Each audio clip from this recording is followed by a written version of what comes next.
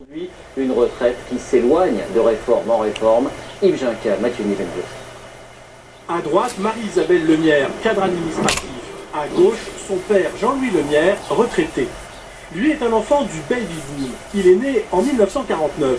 Les règles lui permettaient de prendre sa retraite à 60 ans. Il touche 3 000 € de pension mensuelle.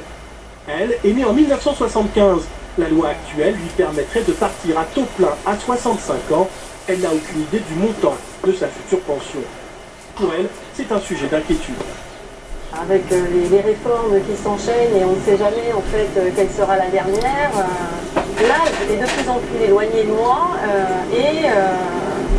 et en même temps le montant est de plus en plus bas aussi, quoi. Donc c'est forcément une inquiétude.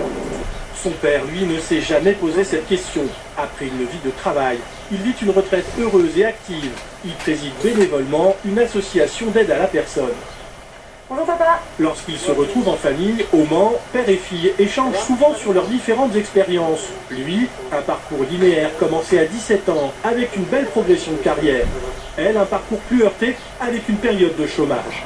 Quand on évoque la retraite, elle porte un regard sans concession. La génération de mon père, c'est une génération gâtée, qui a eu du travail tout de suite, qui ne s'est pas posé trop de questions sur leur carrière, sur leur déroulement de carrière, avec des avantages en plus sociaux acquis pendant leur carrière professionnelle. Parce que ma grand-mère est partie à la retraite à 65 ans, eux ils sont partis à 60. C'est une génération privilégiée qui a tout fait pour conserver ses privilèges jusqu'au bout, jusqu'au départ à la retraite justement. Et qui même aujourd'hui, quand on leur parle de solidarité avec nous, nous rétorquent qu'on doit être solidaire avec eux. Ce qui est quand même un comble. On est privilégié parce qu'on s'est trouvé dans une période de croissance économique, mais peut-être que les générations nouvelles peuvent dire qu'effectivement on ne s'est pas suffisamment préoccupé d'un certain nombre de choses. Ça, si aujourd'hui on a autant de déficits de l'État, de la Sécu, des régimes de retraite, etc., c'est bien que quelque part on n'a pas fait notre boulot.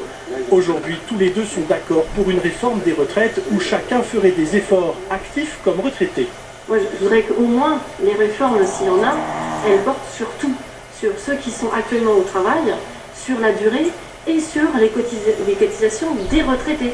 C'est-à-dire que tout le monde participe.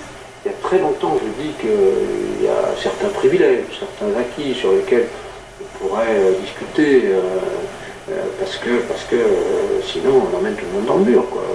Une réforme des retraites qui ne pèserait pas sur les plus fragiles, c'est la solution pour ce père et sa fille attachés au système de retraite par répartition. L'économie encore avec cette journée de fortes perturbations à la